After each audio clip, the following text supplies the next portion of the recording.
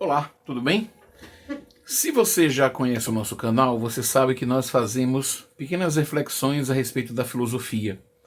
E a filosofia, desde que nasceu, ela tem uma preocupação de entender o seu tempo. Acho que uma das preocupações mais importantes que a filosofia já tentou levantar é justamente a compreensão do seu tempo. Isso não quer dizer que a filosofia seja meramente um discurso sociológico. Nós podemos fazer uma série de distinções entre a filosofia e a sociologia. Mas, desde o início, a filosofia nasce com essa missão de compreender. Nós podemos elencar, nós podemos listar algumas faces dessa compreensão. Com Sócrates, por exemplo, e a gente pode também tomar a filosofia de Platão e a filosofia de Aristóteles, mas também podemos pensar em Santo Agostinho. A preocupação com o indivíduo ela torna-se central. Aquela frase que Sócrates viu um dia, conhece-te a ti mesmo, tornou-se a missão, uma grande parte da missão da filosofia. Conhecer a si era como desbravar um continente inóspito, difícil. E durante muito tempo a filosofia voltou-se para esse conhecimento de si. Vamos pensar, por exemplo, nas escolas helenísticas que tentaram, que se esforçaram e que continuam ainda hoje. Veja o sucesso, por exemplo, do estoicismo, que tenta ainda hoje conhecer o indivíduo. Mas a filosofia não é um solipsismo. Nós não estamos sozinhos. Nós lidamos com outras pessoas.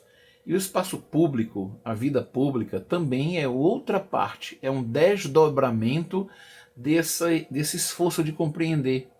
Vamos pensar, por exemplo, que uma das tarefas da filosofia é compreender o seu tempo. Nós, enquanto pensadores, aprendizes de filósofos, amigos da sabedoria, somos convidados. Na verdade, nós somos assim chamados a compreender o nosso tempo. Certa vez, Pitágoras estava sendo questionado por um tirano. E esse tirano faz a pergunta que acho que todos nós faríamos, né? O que você faz? Nós sabemos da importância de Pitágoras com relação à música.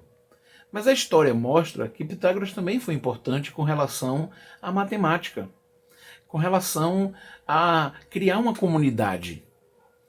E música, a criação de uma comunidade, os pitagóricos, o seu questionamento filosófico, levou esse tirano então a questionar o que você faz. E Pitágoras cria a palavra que vai designar uma atividade que já existia. Ele vai dizer, eu sou filósofo. Pitágoras então explica que ele não é simplesmente um sábio. Ele não é um sábio. A sabedoria diz respeito aos deuses, mas ele também não é um bruto, um ignorante. Ele é um filósofo, ele é um amigo da sabedoria. O que Pitágoras pretende é se aproximar da sabedoria.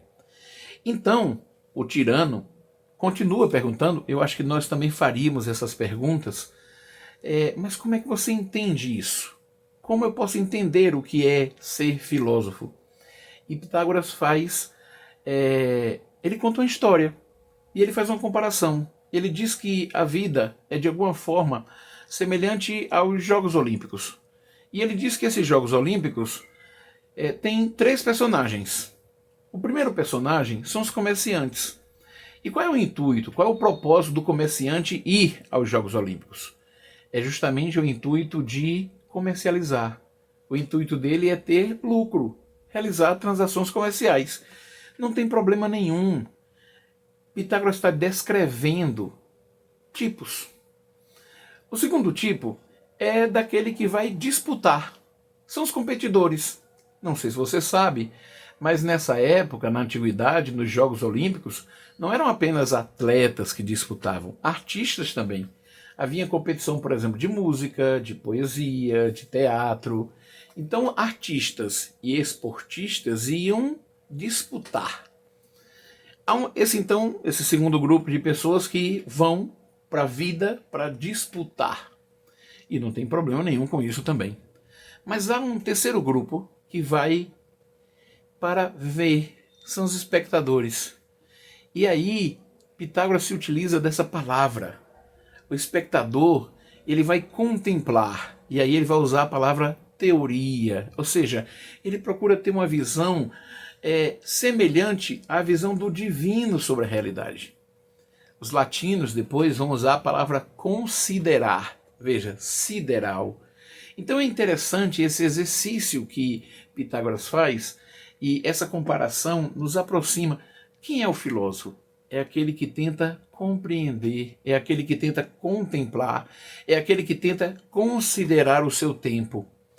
Nós estamos em tempos difíceis, mas será que Pitágoras também não estava? E tempos difíceis são tempos de filosofia. Pense, por exemplo, no tempo dos grandes filósofos ou das grandes filósofas. O tempo lança uma interrogação. Eu gosto muito de uma frase que é de Hegel, que diz que o homem é uma interrogação que anda. E eu gosto muito dessa frase, porque ela relaciona a vida com esse interrogar, esse questionar. O que busca o ser humano? Compreender. E para Aristóteles, essa busca nasce da admiração.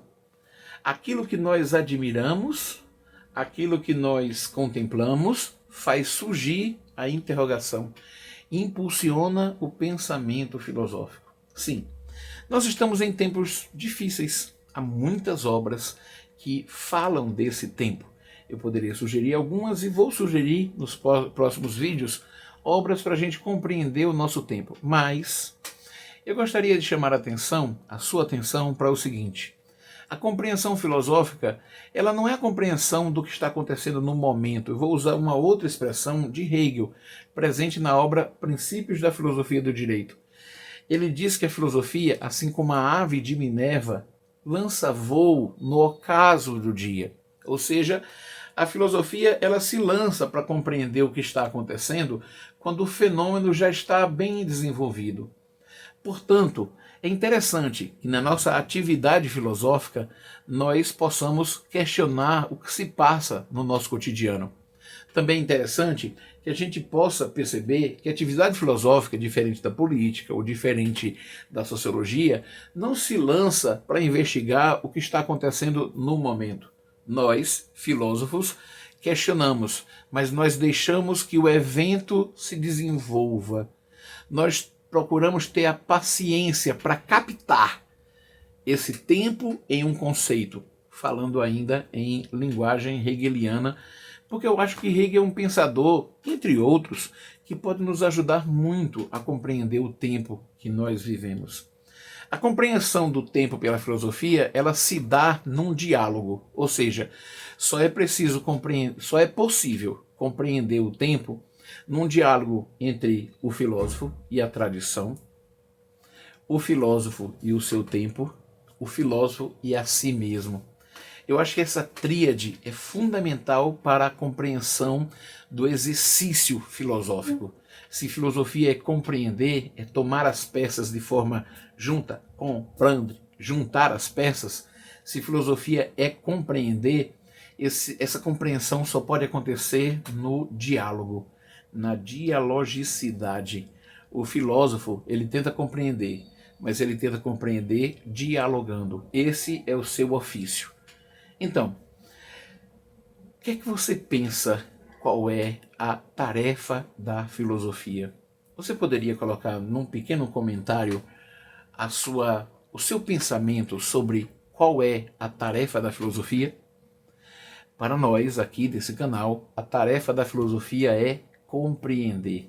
E essa compreensão só acontece porque nós nos aproximamos da sabedoria e nós queremos ter um diálogo com a tradição, com o nosso tempo e conosco. Muito bem, esse é o canal Filosofia Levada a Sério e eu espero que você nos acompanhe nessa trilha da compreensão. Muito obrigado.